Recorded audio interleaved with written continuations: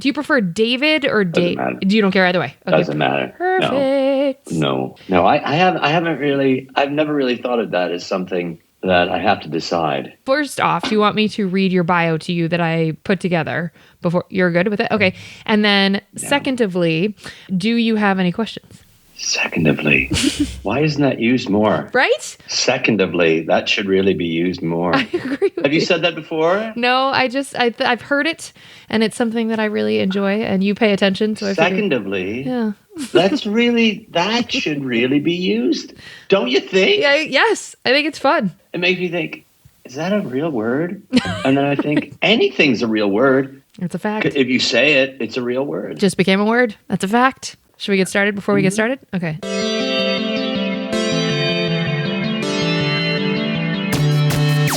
Oh, hi, you're listening to Service from Hell, a podcast featuring people that are currently in customer service positions or the lucky few that got out and all of the good, bad, and infinitely irritating things that go along with that work. I'm actor and writer Kate Gaffney, and am uniquely qualified to discuss this as I used to work at a very busy and very popular comedy club in Los Angeles, and at least one of you listening right now has probably grabbed me and told me you were ready to order when I was running around like a crazy person. So, let's eat! Welcome our guest, actor, improviser, and coach David Razowsky, who I will dip in calling Dave or David, so get over it, everybody. Hailing from Chicago before coming out to LA, Dave was a main stage actor at the world-renowned Second City Chicago and performed with some of the biggest names you know in TV and film today. You might have also seen his beautiful face on The Young and the Restless, David Letterman, or even Roseanne.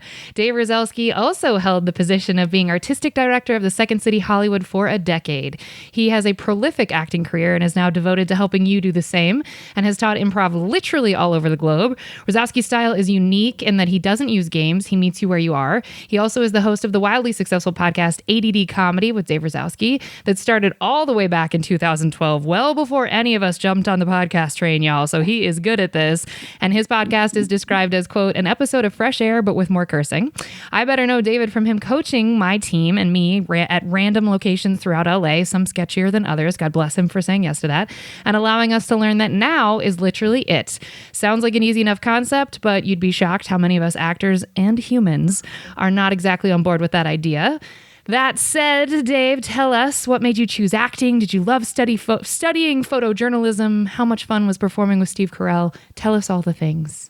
That was so fast. That's what everyone says. Fast. Like you said, my life is so fast. I was like, did I fall out of an airplane?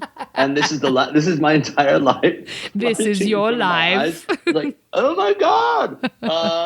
Thank you so much. That was a really good bio. That was really, really good. I'm so glad I didn't listen to it earlier. It's like, oh, he's an interesting person. He's done a lot. Yeah, you certainly. I might listen to this guy. Oh my God.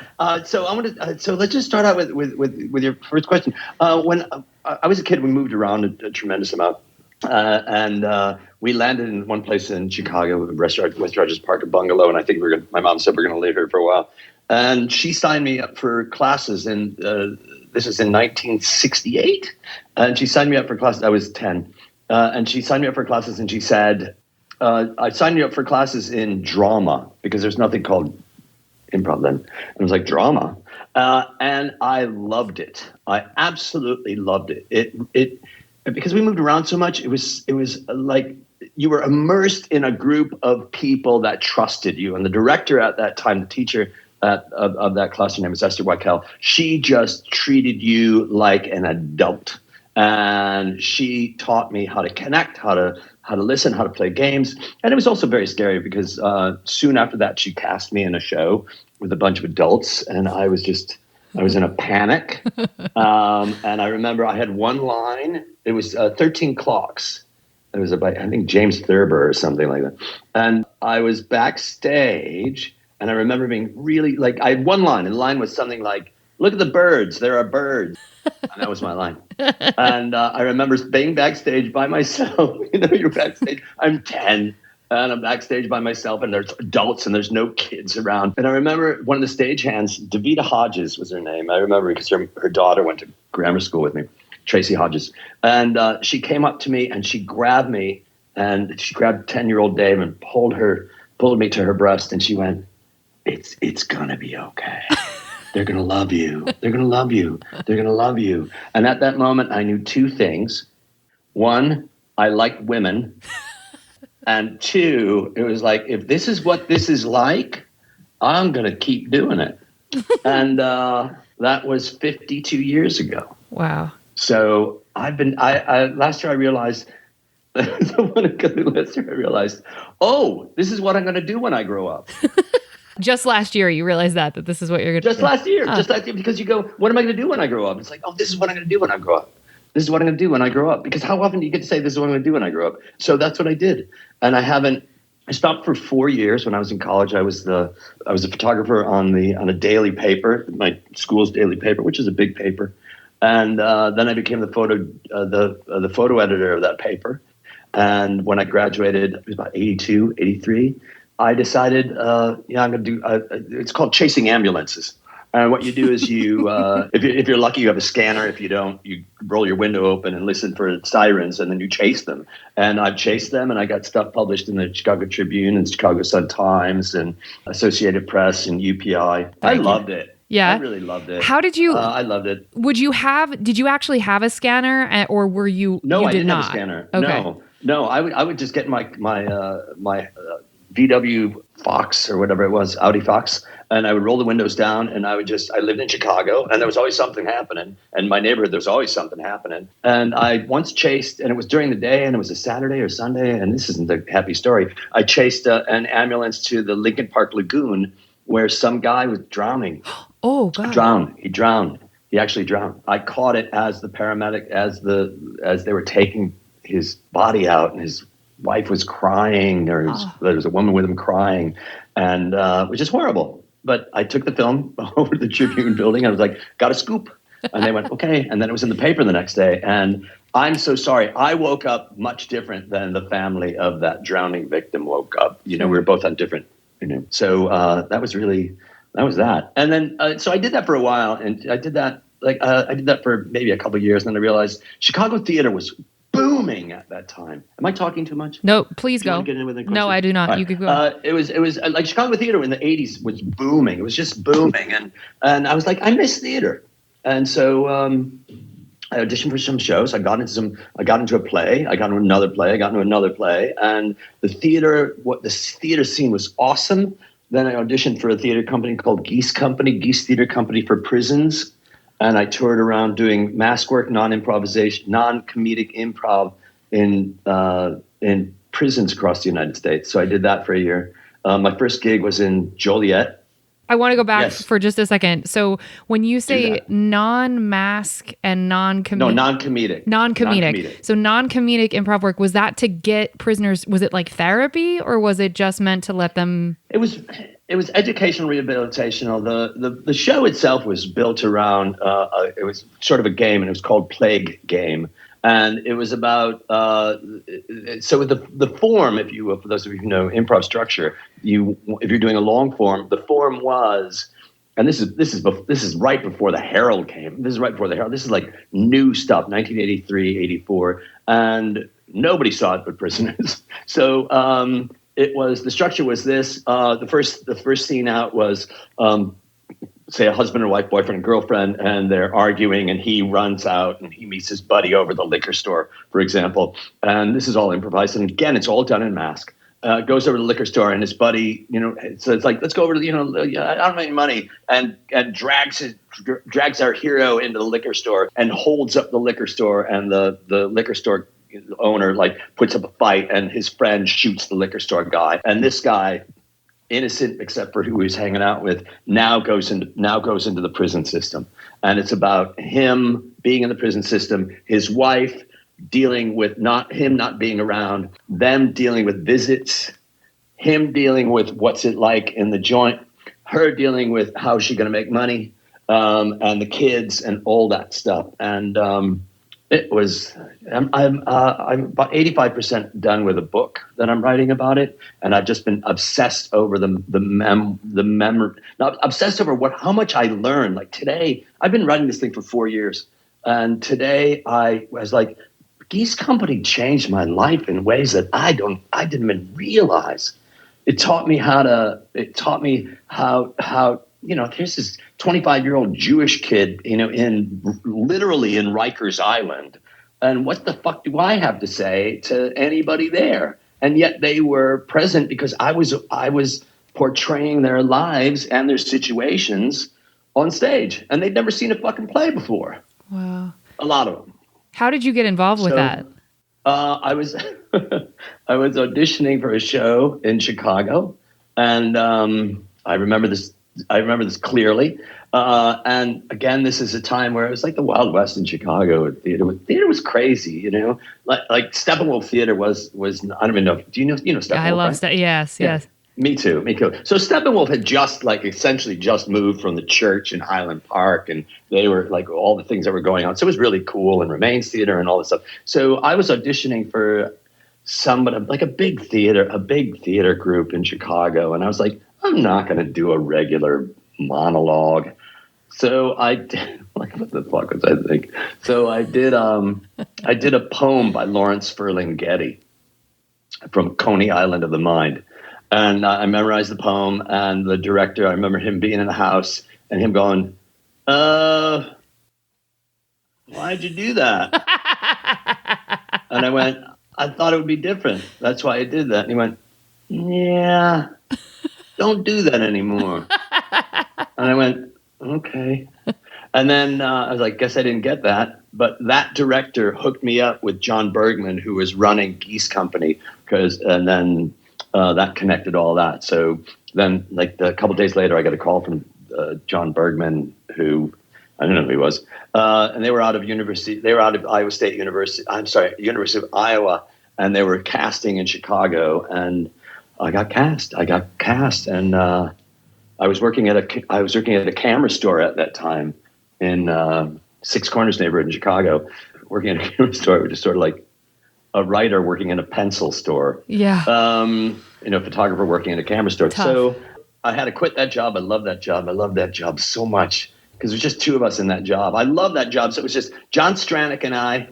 Were you able to get the photos that I sent you? Yes, they were fantastic. Yes. Okay, let me just say, those were the people that came to the camera store. Oh, amazing. All right? Salt of the earth, 1983, it was Polish and Latino and German and all these people living there. I love that job. And they would just come in and shoot the shit. And I'd smoke cigarettes and get donuts and coffee. And it was I love that job. So I quit that job, and a week later, I'm living in a 1963 International Harvester school bus traveling across the country. Holy shit. Doing improv for prisoners. That's amazing. Yeah, I can't. Did you ever feel unsafe in that situation? No, never. No, I never felt. I never felt unsafe because we were taken care of, and I never felt unsafe because they really taught us how to. The theater company taught us what we had to do: stick with each other, don't look at anybody. There were two women. It was basically six people in the cast: two women and four men. And we all wore loose clothes, and we were protected by the correctional officers there. And do you know who Richard Speck is? I do not. Serial killer, murder of seven nurses in Chicago, 1967. Ooh. Look him up. Crazy story. Murdered all these nurses on the south side of Chicago, and I saw him in prison. I saw him walking down, and I think he transitioned. Oh, wow. I think it was transgender. And so you do that theater group for how long were you dedicated to the Geese Company? I was supposed to be there for a year. I lasted 10 months. Oh, wow. Because it was just, it's a real tough gig. Oh, I can't imagine. Yeah. I mean, I'm 25, my cerebral cortex has just recently been fused and all that going on. I don't know what the hell's going on. And I had a girlfriend in the cast, I got a girlfriend in that cast, and she had a mini nervous breakdown because you're dealing with murder and death and fires and incarceration. And it was before AIDS, but there was still disease and poverty and yeah. So you're then back plugged into the scene in Chicago, and how do you get connected? I head back to Chicago. Okay. And then how'd you get connected to Second City? I left. There's a missing part there, and I don't really know. It's one of these things where I don't know why I don't remember this, but I auditioned. I didn't audition. I went right from Geese Company to a place called Cross Currents, where there was a woman named Sharna Halpern who helping this former drug addict, alcoholic named Del Close to do something called the Herald. And me, I have no idea who those people are. I didn't know those people are because nobody knew who those people were. Sure. This is 1983. Nobody knew who those people were. It was the fucking great secret. It was just a great secret. And I was on, and I got there and I saw, Dave Pasquesi and Barron's Barracudas, and I'm like, that's what I want to do. That's what I want to do. That's what I want to do. And I ended up, I ended up meeting some really great people, and I just fell in love with it, as you do, as one does. And what's really exciting is no one was doing that then. And when I say no one was doing that then, I don't mean there are a couple people that were doing it out in Ohio. It's like, no one was doing that. No one did long form improvisation like that. And so we were we were just the center of it. And I was cast with Mick Napier, who eventually did the Annoyance Theater. And we were in a troupe called Grime and Punishment. And Tim Meadows was in that group. And it was really a fantastic group. And we did a show called Splatter Theater. Splatter Theater was the brainchild of Mick Napier. And at that time we were called Metroform because we were working out of the Metro, Cabaret Metro in Chicago on Clark Street. And we were called Metroform at that time. And Mick had this idea that he wanted to do a splatter movie live. So he put together a group of actors, of improvisers, and we improvised it to write it. And we had a structure, and then we put up a script, and we ran that show. And that show is still running every Halloween. It's 13 people in the audience. Okay, white set. I'm sorry, 13 people in the cast. Yeah. Total white set. Everything was white. Everything was white. And at the end of the show, everything was blood splattered, and 12 people were killed. Dead. Amazing. Oh my God. And so we did 2 shows. We would do 2 shows on Thursday, 2 shows on Friday, 2 shows on Friday, 2 shows on Saturday. So what we would do is everything splattered in blood. Okay, first off, this is such a Mick thing. It was free to get in, but you had to pay $10 to leave.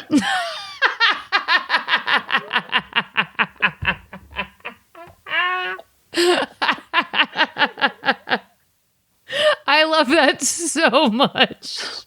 Me too. That was really good. That has to get resurrected and done. That's amazing. Just that model is amazing.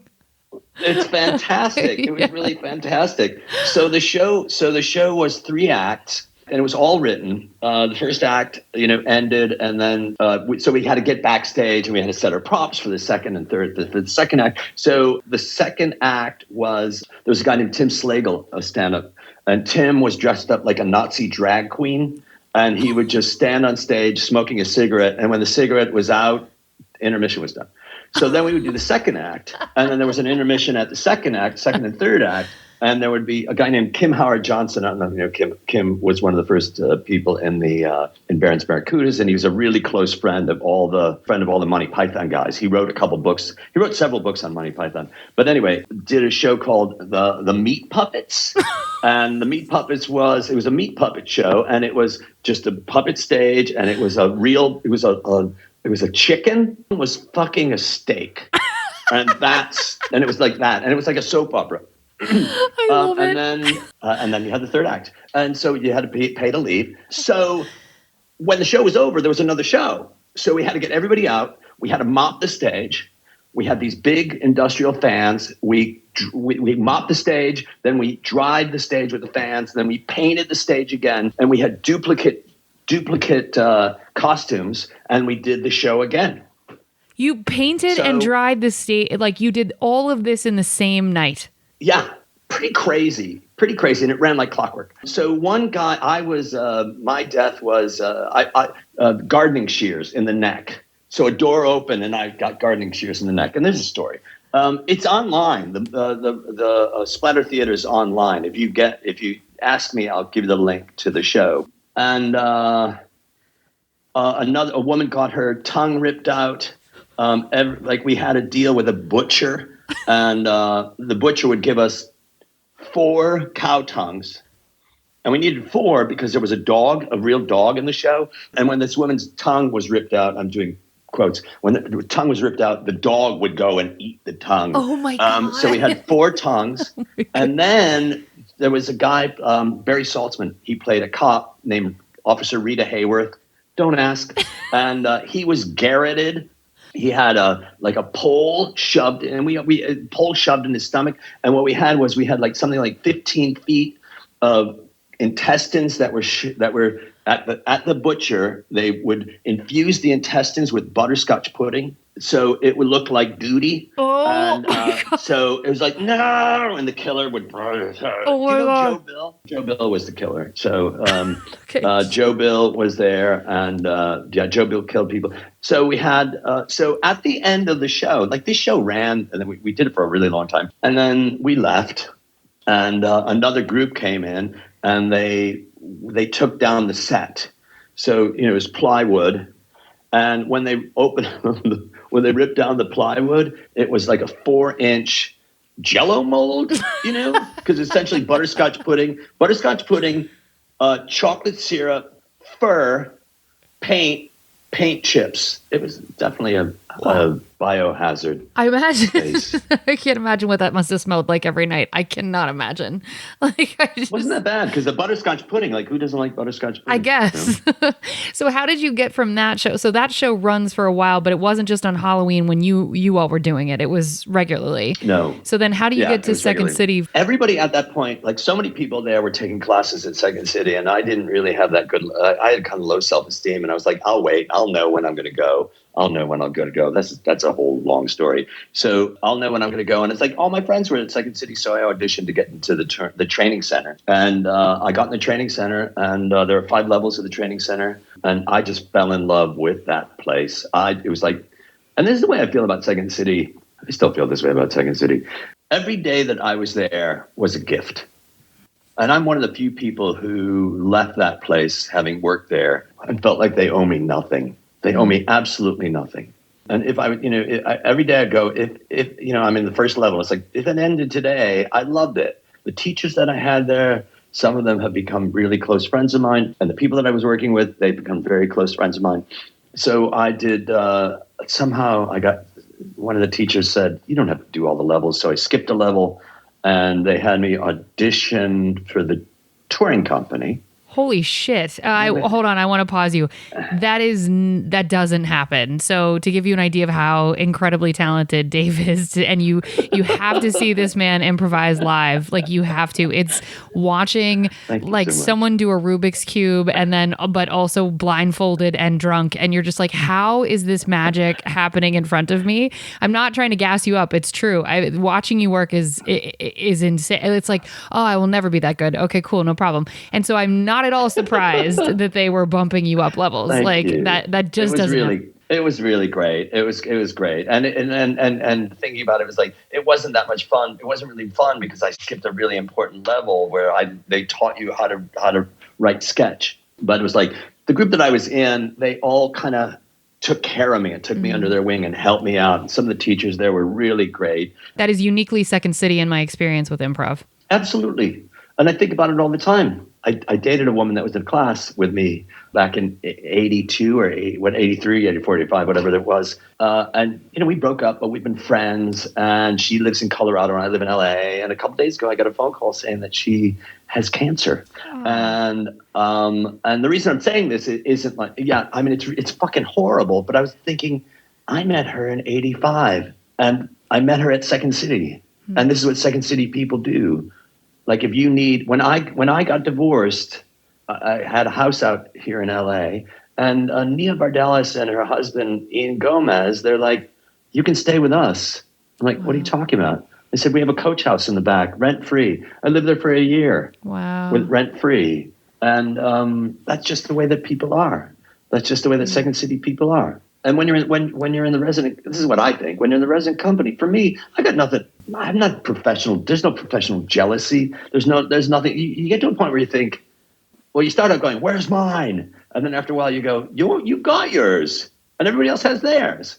So just support what everybody else does. And once you do that, everything becomes easier because you're not looking at somebody and saying, why didn't I get that shitty soap opera? Or why didn't I get that shitty television show? I need to interrupt you though, because I want our listeners to understand the zen and just the incredible serenity that you have, because I want you to please, if you don't mind, if you're comfortable name dropping who you were in the company with and why it's so incredible that you've come to this really spiritual place, because you have also had and have a fantastic career that people would shoot puppies for.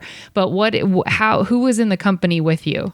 The people that I worked with at Second City I did 10 shows there. I was there for 7 years. I did 10 shows there. And the people that I worked with were Steve Carell, Stephen Colbert, Amy Sedaris, Rachel Dratch, Scott Adsit, and other people that were there that were there right after me was Adam McKay, who I worked with a little bit over there, the great director and writer Adam McKay. It was just an amazing group of people. I remember meeting Carell for the first time because we were asked to do a show. The director Michael Gelman asked us to do a show that was 3 acts, improv into writing. So it was like improv into writing. I remember sitting in the lobby with this guy, and he was just a really nice guy. And then we went to audition together, and he blew me the fuck away. And I'm like, if this is what improv is, I'm going to see if my dad can get me a job as an electrical apprentice, because it's like, this is fucking crazy. And he was so wonderful. And afterwards, I'm like, tell me your name again. It's like Steve Carell. It's like, okay. And then Carell and I toured. Carell and I got in the touring company together. We toured together. There's a really great story. We were at the Daniel Boone Motor Lodge in something like Maysville, Kentucky or something on the road. Horrible shitholes that we would stay in. And a lot of the women in the company were like, we're not staying there. And when I say Motor Lodge, I think you know exactly the building that I'm talking about, right? Yes. And so it's like, it doesn't matter. So I go, because I just did prisons. I lived on a school bus. Like, I didn't fucking care. The bar wasn't that great. Yeah. Right? Exactly. I don't care. So we go to the Daniel Boone Motor Lodge, and I walk in, the carpet's functional, and I go into the bathroom, and the towels are thin, but whatever. And doesn't have a bar soap. It's got that, that powdery soap. You know what I mean? My gosh. Oh. Yeah, that can take your fingerprints off. Yeah. And I'm like, this is fine. And I grab my suitcase, and I'm about to throw it on the bed, and Carell grabs my arm and goes, no. And I'm like, what? And I look on the duvet, and there's a 3-foot circle of blood, dried blood, on the duvet. Dave, that's not true. That's not true. It's true. Blood? It's true. It's true. It's dried blood. It was dried blood. And this is one of those things, Kate, where I'm in a so I got my podcast, and I had Carell on my podcast, and a lot of it was this. You get to a point where you go, did I imagine this story? Did I make it up? And I'm like, Steve, do you remember Daniel Boone Motor Lodge? It's like where the blood was. It was like, great, I remembered it. Now, hold on. If that's not enough. So in my writing of the book, I want to go, what happened to the Daniel Boone Motor Lodge? What's going on with the Daniel Boone Motor Lodge? So I go to Yelp or Travelocity. Yeah. I'm reading all the reviews. And one of the reviews is, and this is a review from probably 2014 or something. And one of the reviews is this. We walked in and we looked at the duvet, and there was a 3-foot dried blood on the duvet. I will send you the review of that. I will send that to you. Shocking. Shocking. And that was from years later. So wait, I interrupted. It was a different duvet. That's what it had to have been. Yeah. It's got to be a different duvet. But I want to go back. So I interrupted you. So when you go to throw your suitcase on, and Steve's like, yo, don't, no. Did you end up staying there then? Or did you guys? No. We're like, get the fuck back in the van. We're going to the Ramada Inn or whatever the fuck it was. So were you on a budget for that tour where they told you where you had to stay, or were you guys just trying to? Yeah, there was a woman named Lynette who ran the tours. Oh, the touring company, because there were 3 touring companies at that time, and we couldn't get in touch with her because the women, when we drove up, the women went, we're not staying here, and I'm like, whatever. So they tried calling her from a payphone. Remember those? We tried calling her from a payphone, and we couldn't get in touch with her because it was a Saturday or whatever it was. And so I was like, guess we're staying here. Get over it, everybody. Ooh, okay. So you go on tour with Second City, and what got you to LA? Because you were artistic director for Second City Los Angeles, or the training center in Los Angeles, for 10 years. So why did you make the move to LA? Was it to be the artistic director? No. I was in the tour. This is what I vowed it when I was at Second City. I vowed, if I ever called doing a show going to work, I would quit. And then one day I went, I have to go to work. And I was like, fuck, I have to quit. So I gave notice in December '94, and I was married at the time to Kate. And I was married at the time, and my wife wasn't ready to leave yet. So she stayed in Chicago for about a year and a half, and then I moved. But I moved there. This is what I was thinking. I've done everything that I wanted in Chicago. I know this sounds weird. I never wanted to work at Second City. I don't have, my mind doesn't work that way. And I felt like, I don't know, I'll go to LA. And at the time, I had a friend whose house was being foreclosed on. And he's like, you can stay here until the sheriffs come by and kick us out. I'm like, I'm in. So I stayed there for a year, rent free. Amazing. And then Katie moved out to LA with me. And then I toured around there. And then I just did odd jobs. I did a lot of commercials then, and that was really great. And then I was asked to do a tour of the complete works of William Shakespeare abridged. Do you know that show? Yes. Ain't it a great show? Oh. I saw it in London. And I was like, this is the greatest fucking show ever. It was so well done. Really well done. Yeah. And when I saw it in London, I was like, this is improvised. And I was like, no, it's not improvised. It's not one line. Well, there's a little improv portion in it, but it's like, no. And I was asked to join the Reduced Shakespeare Company. So I joined them for a tour. I'm a member of the Reduced Shakespeare Company. Holy shit. I don't know. Wow. And then they did a tour they did a run at the Kennedy Center. So I did that for a bit. Wow. And then a bunch of airplanes slammed into a bunch of buildings, and then everything changed. Yeah. And it was around that time it wasn't around that time. They wanted to extend the tour. They wanted to extend the tour. And around that time, I was offered the artistic director job at Second City. And I was like, might as well take it. This is something else. I think that my career is going in that direction. But what I'd also done, I'm all over the fucking place here. Before I took the job as an artistic director at Second City, I directed 2 shows at Boom Chicago in Amsterdam. That was a pretty phenomenal experience there too. You're sort of like, with the time in history and what's going on, you're like, okay, well, my career feels as though it's on the trajectory to be an artistic director. But then did you still want to pursue acting, or were you like, I'm going to settle into this new role and that's going to be it for acting? I did it for a while, and I was like, I'm going to like it. And then what ends up happening, anybody who's an artistic director will realize it's a lot of admin work. And you go, I don't want to do the admin work. I don't really care to do the admin work. And then what ended up happening was because we were in LA and Second City was out of Chicago, and someone in Chicago wanted to change the way that Second City worked, just in terms of how you teach classes and all that. And they made my life kind of miserable there. They made me like check in all the time, and they wanted to know what I was doing all the time. And then one day they called me and they said, Second City from Chicago called me and said, do you have a minute? I was like, anytime anybody says, nope, it's never good. Fucking never good. I was like, yeah, I got a minute. You're my boss. I got a minute. We got a phone call from one of your teachers. I was like, okay. And they said, they have a problem. And I'm like, okay, what's the problem? It's like, well, we really can't tell you what it is. I was like, what do you mean? I was like, we promised that we wouldn't say what it was. And then why are you calling me? Right.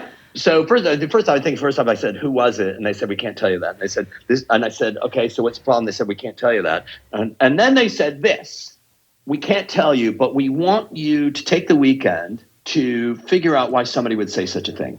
Dave, I'm going to throw my computer. They're not telling me. No. Right. No. And I went, what? And I said, are you firing me? And they went, if we were going to fire you, we'd fire you. I was like, no, that's not how Second City works. No. You would do this to get me fired. Can't have the direct conversation. Nope. And you know what? Don't fuck with me. I'm the only person on the planet who doesn't hate Second City when they leave there or when they're there. So it's like, whatever. But this is really the truth. when the universe tells you to clear out your locker and you ignore the universe, your fucking locker is going to be cleared out. That is so and true. Here's the thing. Clear it out. Because if you don't, the sheriff comes in and then all of your shit is on the fucking front lawn. I'm mixing my metaphors here, but... it's working, though. It's working. Keep going. Yeah. Stick with it, Dave. And so what ended up happening was I got off the phone with this person, and this would take the weekend. I got off the phone with the person, and my girlfriend at the time, who was doing the tours, they had a second city, had a deal with Norwegian Tours, and she just happened to call me. And she's a very spiritual person. And she said, I told her what had happened. She goes, okay, when you get off this phone, call with me. I want you to write down everything that you want in the world. Write it all down. I don't care if one of them is like grow wings from your testicles. It's like fucking write it down. And I wrote down, I remember writing down, I got to like 26 of things that I wanted. And I looked at the paper maybe a year or two later. I can't find it. I did 14 of them, which I think is a good number. That's amazing. That's more than half. And was one of them wings on your testicles? Tell me that came true. You know what it was? It was the telephone, the television show Wings was on my testicles. So I wasn't clear on that. I was like, that's on me. That's on me. It is on you. There were wings, but it was like, that's on me. But one of the things on that was travel the world and get paid to teach and perform improvisation. Well, you are still doing that today. And that's what I'm doing. Okay. That's what I'm doing. Well, I'm not doing it, but yeah. But that's what I did. Like I've amassed literally 980,000 frequent flyer miles on traveling. I'm a million miler on American Airlines. And so when I say this is what I'm going to do when I grow up, I fucking want everybody to know you don't know what the fuck you're going to do when you grow up. You have no idea what you're going to do. And everybody else gets their career. And when you're born, you don't realize this, but you fill out this job application and you get hired right away to be you. That's your job. When you get born, you get the job. You get a job right the fuck away. Like the moment you pop out, like suddenly you're employed full time. I feel it's so you're giving me so many gems. Yeah, that's a really beautiful, lovely way of looking at it. I got chills all over my whole body when you said that your girlfriend at the time was like, all right, write down everything you want. I was just like, oh, that's such a cool way to spin something like that on its face. And I love the idea of the universe will clear out your locker for you if you're not paying attention. I love it. Well, I know you want to go in this room, but no. I'd be remiss if I didn't say, I've really been thinking about your show, and I know that when you and I were talking about me being on the show, I was thinking I don't have a job that I fucking hated. I just don't. Well, it's like I've had jobs that I hated, but it's not. I wasn't working with the people. I had a job my job was shoveling broken glass into dumpsters at a warehouse that burned down. That was a job, but a job that I really loved. And I know this is crazy. I worked for a place called the Almar Mole Clinical Lab. Almar Mole Clinical Lab. And what they did was they did tests on all the fluid that comes out of people. And this was 1982, 1983. So I would go in my little Dodge Omni, and I would go to hospitals and clinics and pick up cum and poop and pee and cough. And at that time, nobody, it was so funny thinking about it now. It's like, so the file boxes that you can buy at Staples, the cardboard ones, yeah, and the lids on them. Yeah. So we would use the lids to put all the poop and the cum in these lids. Ooh. And I didn't think about it. I would just shove it in the back of the van, shove it in the back of the car, and I would pick up my friend Richard Label, and he and I would smoke cigarettes and like just fucking shoot the shit and bring it back. And it was like, it was a great fucking job. I bet. I mean, they called it courier. I was going to ask you, was the title like poop deliver? Like, what was your? No, it was courier. Sure. Okay. Well, we are going to transition, but I did make it. You'll hear what I make a note of it because we're going to skip through. We're breaking from our normal format. So we hope you enjoyed your apps. We're going to go on to the entrees after a quick break.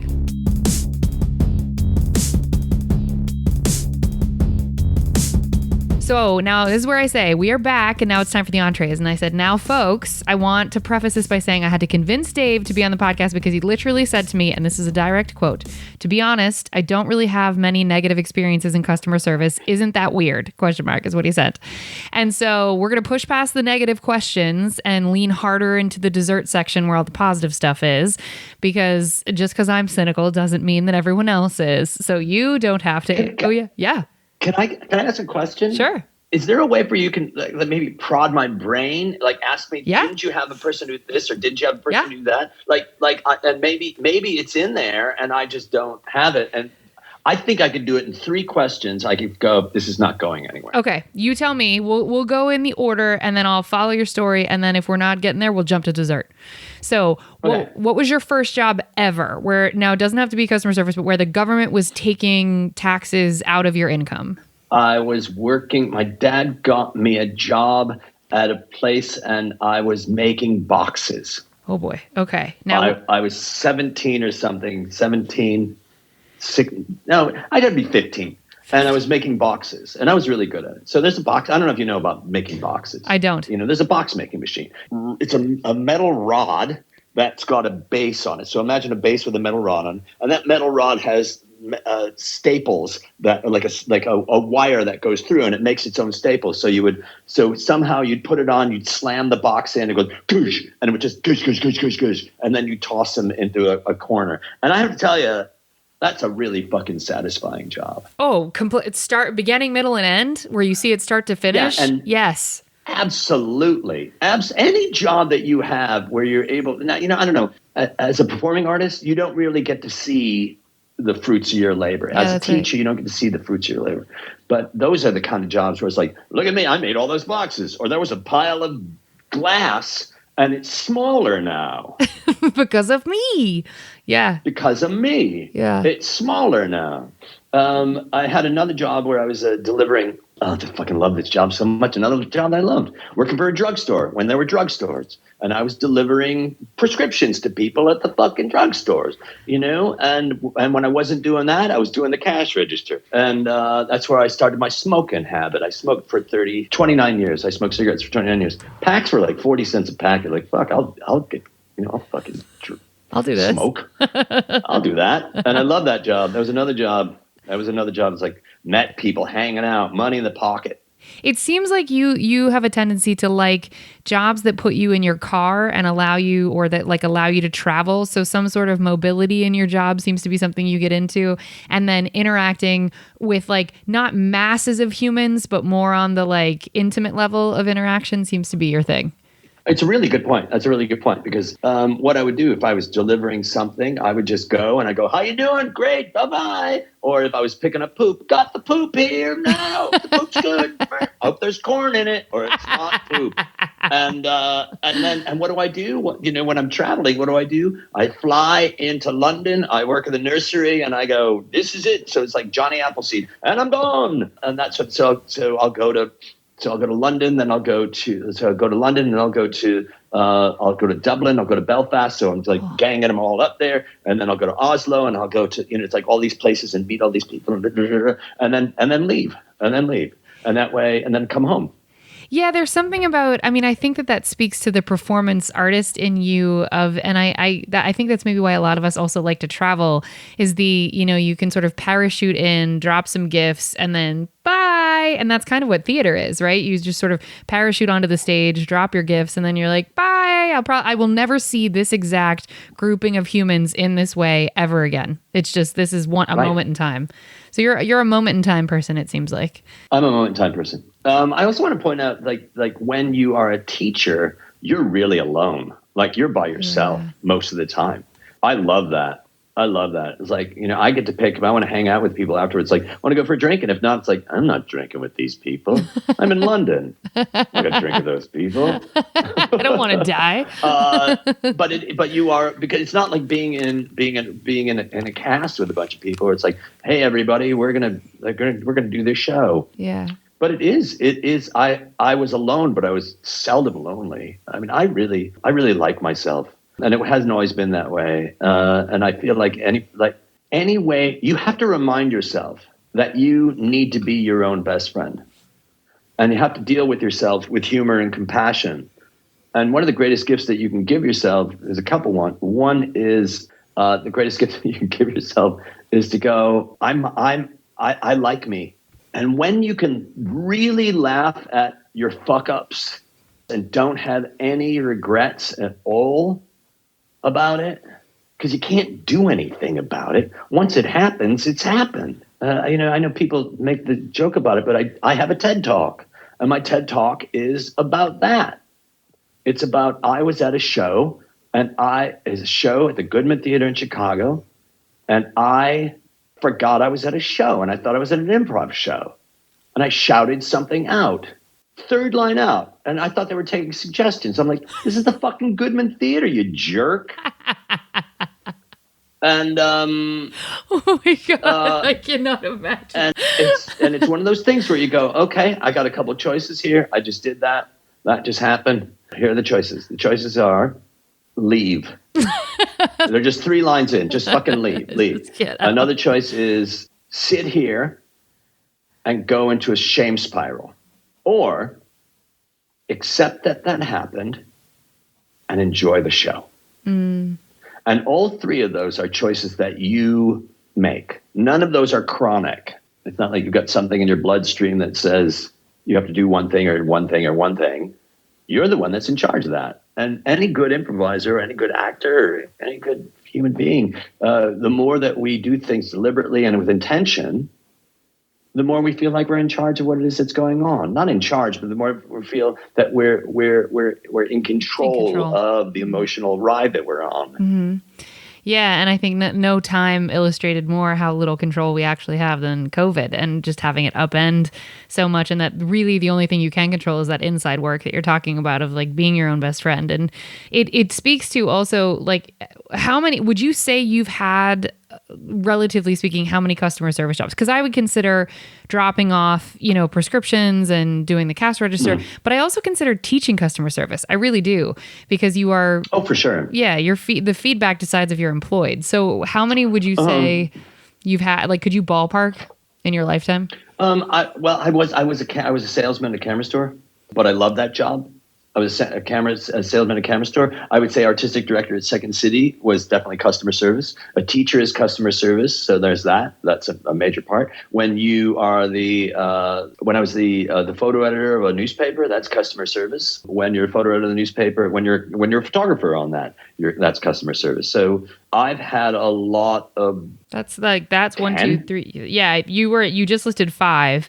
Because I threw teacher in there. So I would say 10. 10 is probably a rounder. Yeah, so 10. Yeah, 10. Oh, I also had another job that was a shit show job, but it was only a shit show job. I loved it. Again, I loved it. I was working the Skyway is a toll road in Chicago. And you go from an expressway, and then there's a toll road. And there's a toll booth, a big toll booth, like maybe 15 lanes that go back into 6. And my job was a job where I was taking a survey. It's like, I got 5 questions for you, and you're walking with the car with the 5 questions, like, how often is it, and where are you going, and work or home, and it's like, and how often do you take the Skyway? And it's like, boom. So I had that job, and that was really hot.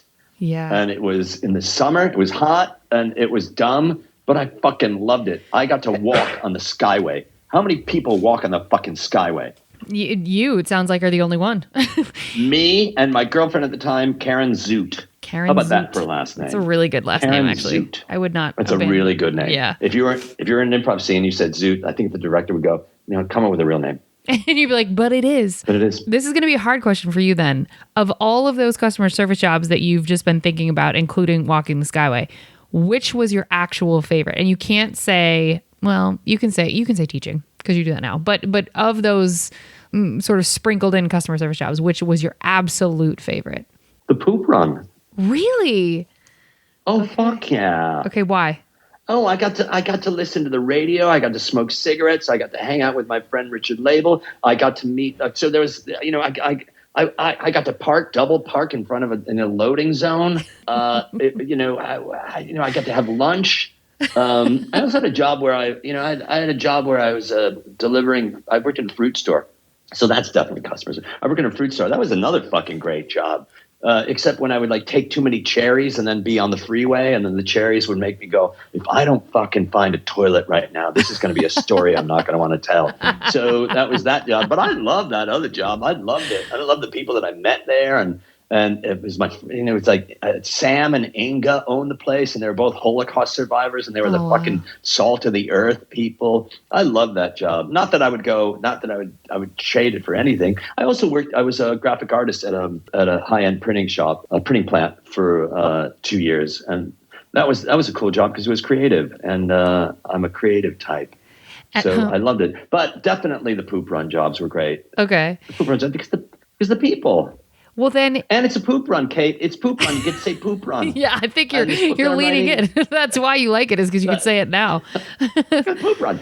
This book I'm writing, my editor, who's been with me for a while, she's like, "You're such a boy," because I love saying poop run. She's like, I understand. Can you just say courier? It's like poop run. Poop, poop, any opportunity. I'm surprised you didn't call it like almost farts. Okay. Almost farts. So, what is the? So in any of these jobs, then, it sounds like every job you had the intuition where you decided this job has run its course, including when you were performing at Second City. So was the Second City job the only job where you were sort of passive aggressively not fired, but fired? Like, have you been fired from any of these jobs? Oh, yeah. I was fired from the job at the printing shop. Oh, why? I was fired because at that time, it was either... my focus was being in the touring company, the Second City, and not being at that job. That was, like not at that job. And they're like, it's obvious to us that you don't want to be here anymore. And I couldn't argue it. It's like, okay, you're right. You're like, I don't. Right. But it's that feeling of like, yeah, good. Now I get to put my focus on this here. And it was like, it doesn't feel good to be fired. No. But it doesn't hurt as much when it's your fault. Sure. You're like, I saw this coming. It's your fault. Yeah. I saw this. It's your fault. It's your fault. But if they're passive aggressive, it's like, come on. Yeah. Man, fire me. Just fucking, just do it. Get a spine. Do it. Just fucking fire me. Yeah. Do it. If you're having a hard time with me, do it. Just be honest, be authentic. What's the weirdest thing you've been asked to do whilst on the clock at any job? I mean, cutting open some intestines from a butcher shop that are filled with butterscotch pudding is up there. I mean, that's up there. I didn't have anything to do with that. That was somebody else's job. I don't know. Just I think about things at Second City that happened, things that happened, but it wasn't the weirdest thing. It just happened. So I'm thinking like while you're at work and something happens at work. I guess that's what you're asking. Yeah. So Steve Carell. Which Carell? Steve Carell. Steve Carell wrote this dumb fucking song. Steve Carell. Steve Carell. He wrote this really dumb song, and it was an homage to Twinkies. Okay. And it was the end of the first act. And it was, him going, however it's, and the song was, we love Twinkie snack cakes. Yes, we really do. We love Twinkie snack cakes because they're fun for me and you. And then you memorize the ingredients, which was not an easy thing to remember. And the last line is because your mom loves them. And then Carell would take a bite of the Twinkie and then like just wing it the other half into the audience. So he went on vacation and I took the song. And I went, because if I'm me and I sang the song, it was really fun. It's like, I got this down. And I'm eating it, and what I didn't, at the end when I'm supposed to whip it at an arc so it flies into the back of the house, I whipped it, and as the lights went down, like I whipped it, and I heard this woman go, "Oh, my hair!" Because you fastballed it to her face? I like, and I was like, okay, great. I can't think of another thing. That's pretty fantastic. I know that when we're done, I'm going to think of something that I had to do that is like that I did but now I can't think of what that thing would be. I think a Twinkie to the face is that's a pretty Twinkie to the face unique. I did get fired I got fired when I was the photographer at the paper. I did get fired for not doing a gig. It was a friend of mine came in. I got fired, and then that guy who fired me left, and somebody else rehired me. But a friend of mine came in Northern Illinois and DeKalb is where I went to school. And my friend came in from Southern Illinois or something. He said, what are you doing tonight? It's like, I got to do a wine tasting. I had to photograph a wine tasting. And he went, blow it off. I'm like, blow it off? What are you talking about, blow it off? You can't blow it off. It's like, blow it off. Come on. I was like, no. It's like, I got some acid. Let's do acid. And I'm like, I think I'll do the acid, but I'm not gonna blow off the gig. Dave, oh my God. So I did the acid. Oh my God. And then I ended up blowing off the gig. Oh, and I deserved to be fired. No, but that's way better. I thought you were about to tell a story of how you then showed up for the job and it was wicked. No, okay. No. Okay. When you're doing acid, it's like, God, do I want to go to work? It's like, no. I don't want to go to work. So that was what happened there. That'll do it. That'll get you fired from a job. Yeah, I got fired, and I deserved it. I totally fucking deserved it. See, I wonder how many people like get fired and really admit that they fucked up. Only one other time can I think of on the podcast where someone said the actual sentence, I got fired and I totally deserved it. That is, you are only the second guest out of like a bajillion interviews. So it's pretty impressive that you're at that place. So then that makes me want to probe a little deeper about, have you ever then been pushed to your limit, or have you always been this like, pretty zen, willing to acknowledge your part in things? Like you take ownership and you are in acceptance of circumstances. Do you have a limit that a customer or an employer or someone could push you to where you lose it? Or are you mostly like, no, I get it? When I'm teaching, I'll often have, because what I teach is different than what other people teach, and people aren't used to my teaching style or my methodology rather. And I will have people. I had a woman in Sydney who's like, "You're mean. You're not nice. You're rotten. You're a phony. You're full of baloney. It's like you're full of shit. You don't know what the fuck you're talking about, and you drop names like you know all these great people." And I was like, wow. And I had to go, this is what I did this. I was like, and I went, stop. And I told her, stop. You have to stop. You have to stop. I think we're done here. I think you have to go. She's like, goddamn right, I'm going to go. It's like, go. But that was me going, this is on you, lady. Yeah. That wasn't, so I don't know. I've had a couple of times where people have stormed out of my classes, and I've had a couple of instances of that. And I've been more sensitive to it lately, where it's like people are in charge of their own learning curve, and you got to be gentle because I'm intense. I'm an intense teacher, and I will get in your face, but I will get in your face in a really lovely way. I was gonna say, I'm not gonna get in your face. Yeah, my experience with you was not, I mean, you're very passionate, but I don't ever remember, like, I've had teachers throw chairs at me. You are not that person. Like, you are, no. Yeah, that's shocking to me. But it means it's drumming up, like you are able to acknowledge, it's drumming up their shit that they got to work on. It's not, that's Absolutely. just not about you. And if you, I believe that there, I know this to be true. There's somebody once emailed me and said, we have there's a quote that you said, and we want to use it for promotion. I was going to say for probation. It's like, no, wait, for promotion. We want to use it for promotion. And I was like, I don't remember saying that. So I Googled it to see if it's out there. And I couldn't find that, but I did find a Reddit thread, which is never a good thing. That was, the Reddit thread was, would someone please explain Dave Razowsky to me? Oh my God. And I was like, oh, fuck. And at that moment, you go, what? And it was, this is really an important thing. I said the best gift that you can give yourself is to laugh at yourself. The second best gift, maybe it's the first best gift, is this.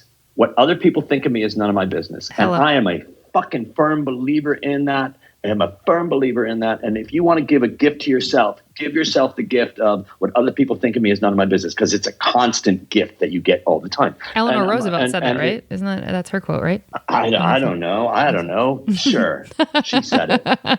And by the way, fucking horrible person. No. And I told that to her face. that bitch. Fuck her. For her and Audrey Hepburn.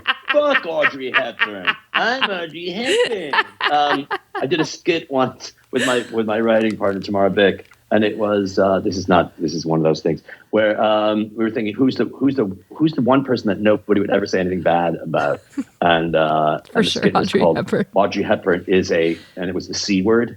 Anyway, so I was like, I'm going to read it. And one of the things so this is what they said. Somebody said, I didn't take a class from him, but I heard. Oh, here we go. Fuck off. And that's okay. That's okay. Yeah. That's okay. But I heard that he yells at people. He gets in your face. And he yells at people, gets in your face. He swears a lot. And he forces you to do the scene that he wants you to do.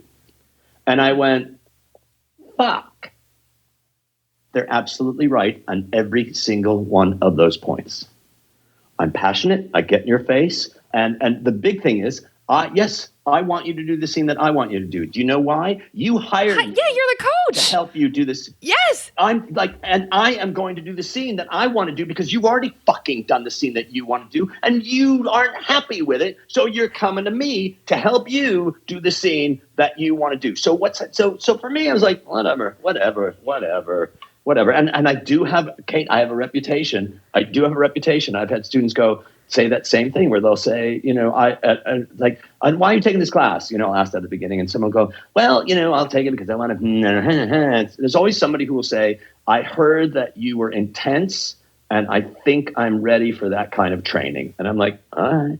But who's the first person to cry in a class? That guy. I am. Oh, you are? I am the first person to cry in a class. I am the first person who will who will go, at the end of class, I'll go, what'd you get out of today? And when people tell me all the things that they got out of today, that session, I regularly get weepy because I'm like, I cannot, and I'm getting weepy right now. I can't believe that you've given me the time. And I can't believe that you opened up yourself. And I can't believe that you're courageous. And I can't believe that you're here. And I can't believe that you didn't walk out. And I just love all those things. I'm lucky in that way. I'm not lucky. Because I just love the passion that we have. I love that people come into class because you're right. I'm not going to teach you how to do freeze tag. I'm not going to teach you how to do party quirks. I'm not going to teach any of those things because you can learn that somewhere else. But what I will do is you're going to walk out and you're going to feel better about yourself because you're going to know that you are, you're your best teacher. You're going to say things that you didn't know that you're going to say, and you're going to do scenes that you didn't know you're going to do, and you're going to connect with people that you didn't want to connect to.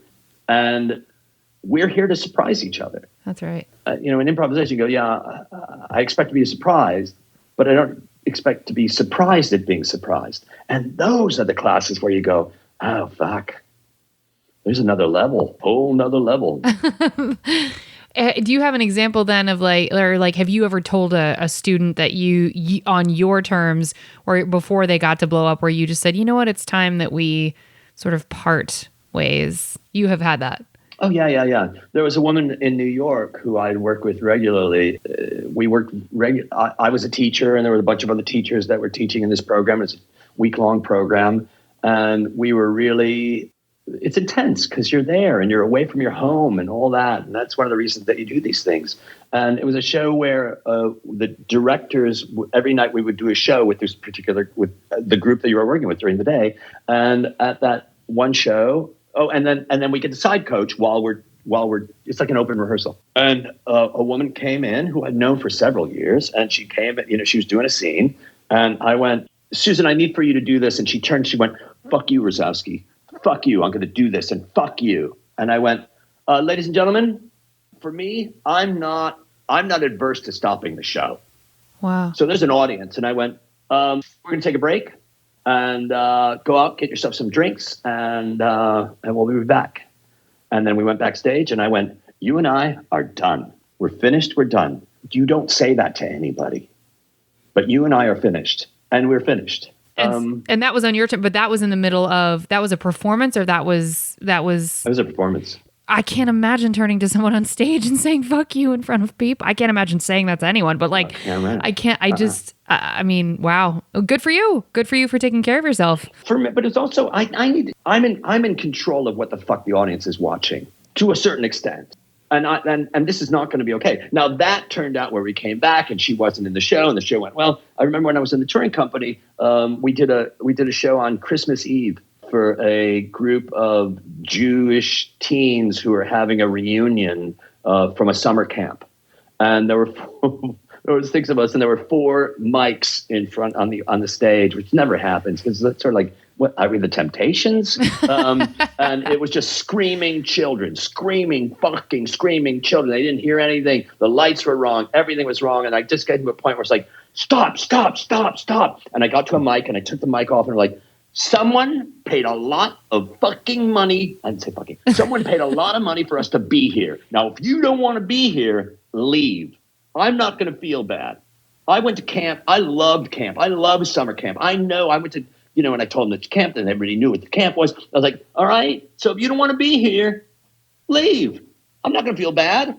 And I put the mic back in, and it was silent for like 1 minute until someone says, Moshe, we're sitting over here. Oh my God. Like, and then it was mayhem. But it was like, that's Did that show go on, or was it just like, forget it? Oh, that show went on. There was, at Second City, we would have this. We were, if you were the shitty touring company, which I think we were, you would get shows that the show is called Jews Against Comedy. Oh my God! And it would just, that wasn't the official name certainly, but it was like we're doing the Hadassah Sisterhood. It's like another Jews Against Comedy show. Like, oh my God, it's too much. Well, on that note, we're going to go on to the good stuff. We hoped you all saved room for dessert.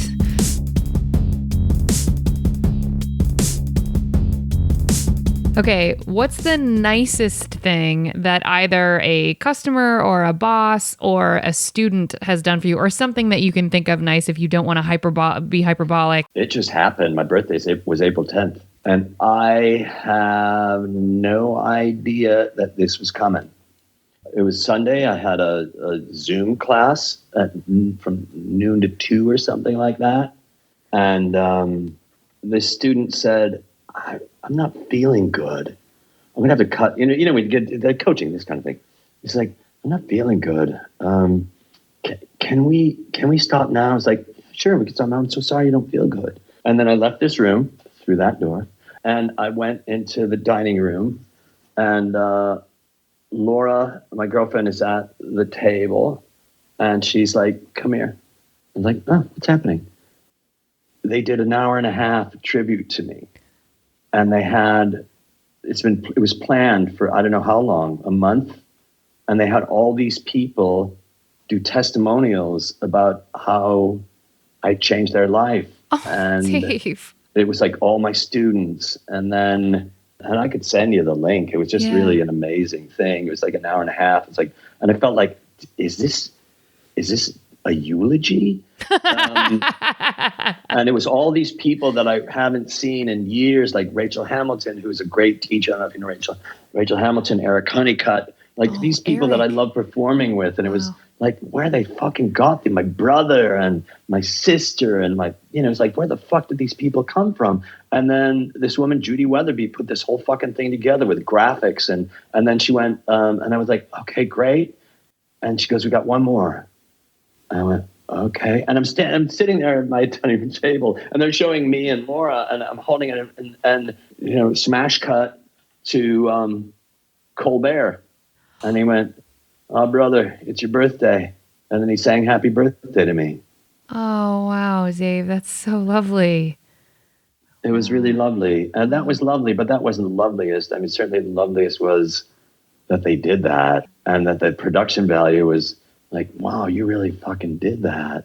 You don't know how you affect people.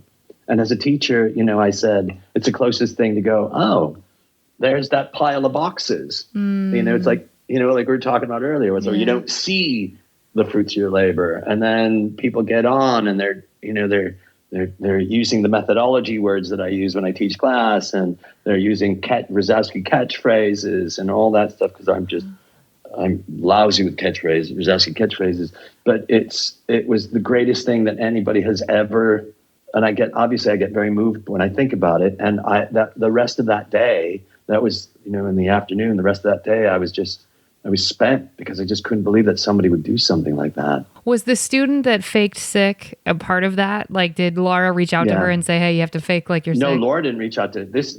All the students reached out. This one woman, Judy Weatherby. Oh, she's a student. All these other students. Judy was a student of mine who put this whole fucking thing together. And all these other people all these other students of mine, and they reached out to other students of mine. They reached out to students of mine in Hawaii, in Oslo, and in Belfast, and in, people in Australia and New Zealand and all these things. And just if you fucking keep doing what it is, and I know this just sounds hack, but fucking follow your bliss. Follow your bliss. And I know that's such a hack phrase, but it's like, what makes you happy? What makes you happy? That's one. Two, what do you dread? What do you dread? What do you wake up every morning and go, ugh?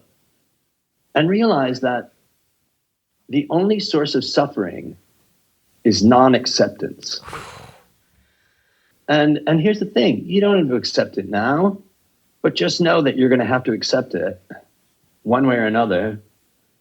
And that's a really hard thing to do. Accept is a hard thing to do. Surrender is a hard thing to do. Forgive is a hard thing to do.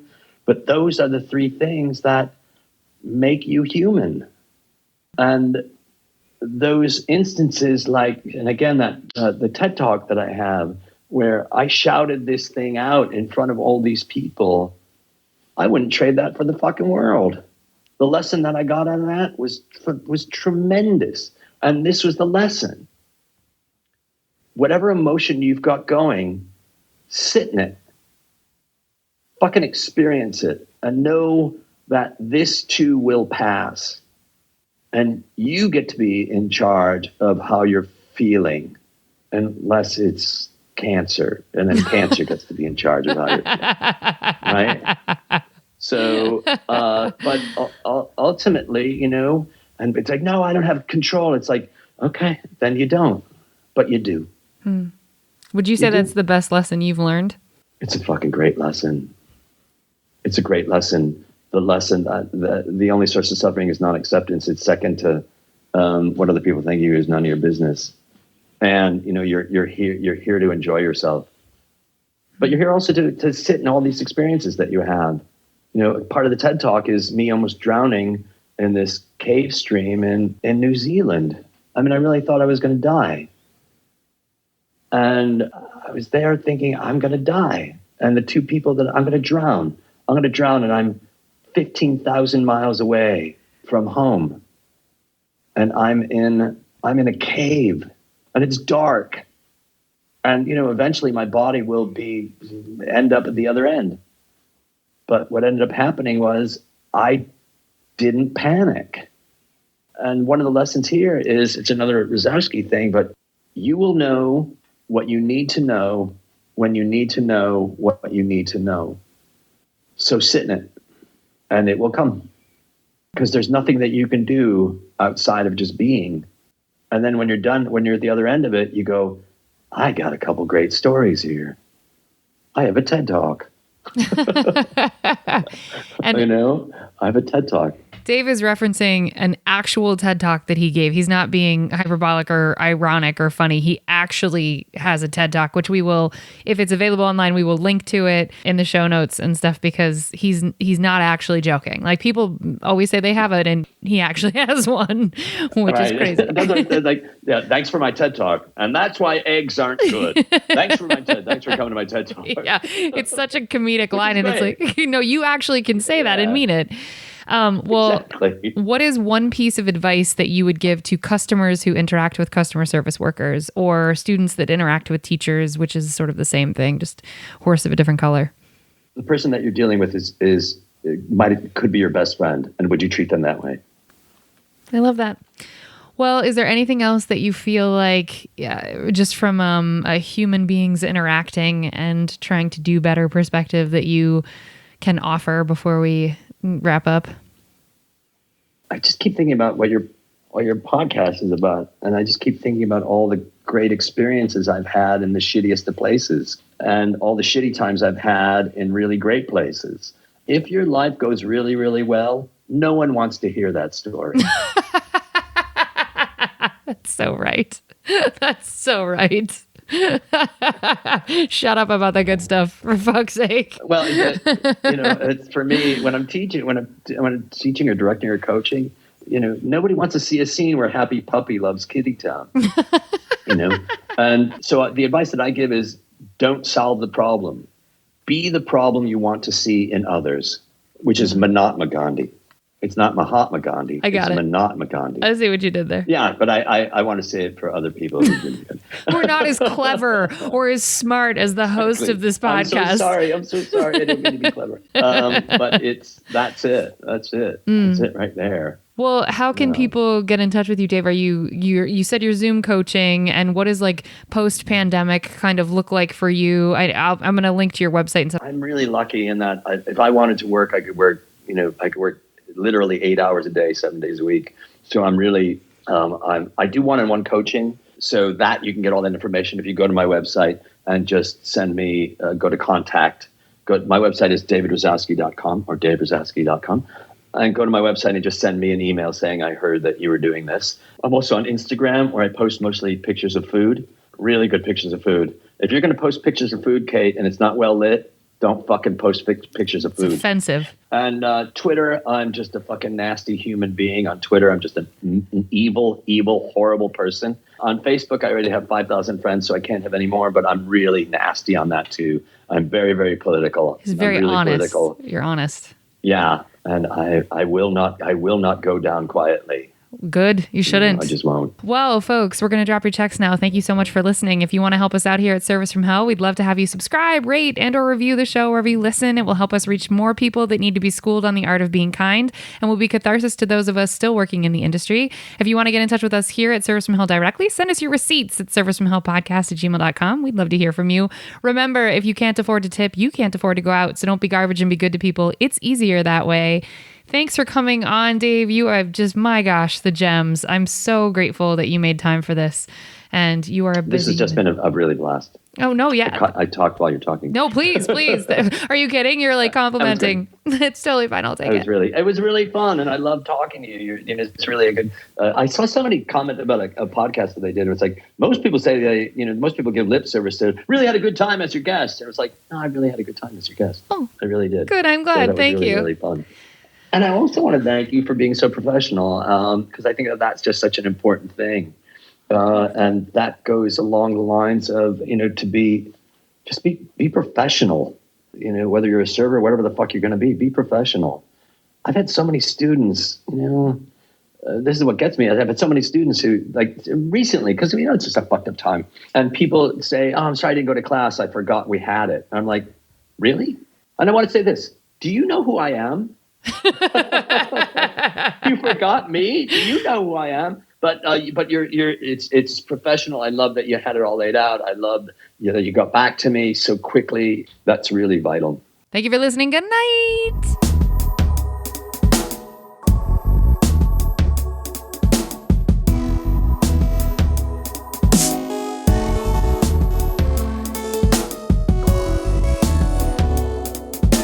Me so glad too. You did this. Yeah. And thank you for asking. Thank you for saying yes. I super appreciate it, and I will send you all of the things. Okay, great. I love it. Yeah, and I hope to be back in LA at some point soon, and then I will probably see. I'm really happy that you're going out. That's fucking great. Thanks. What city are you in? I'm in Cincinnati, and they have. You're in Cincinnati. Oh. Yeah. Good place. Yeah, and they good food. Oh yeah, that's true. And they have offices fucking like everywhere around here. And so it's like, who's to say what it's going to look like post-pandemic? But, it's nice that creatively we can kind of be doing our thing elsewhere for the time being. And you're near Kentucky. Yeah. You're near Kentucky. Very close. Right? Mm-hmm.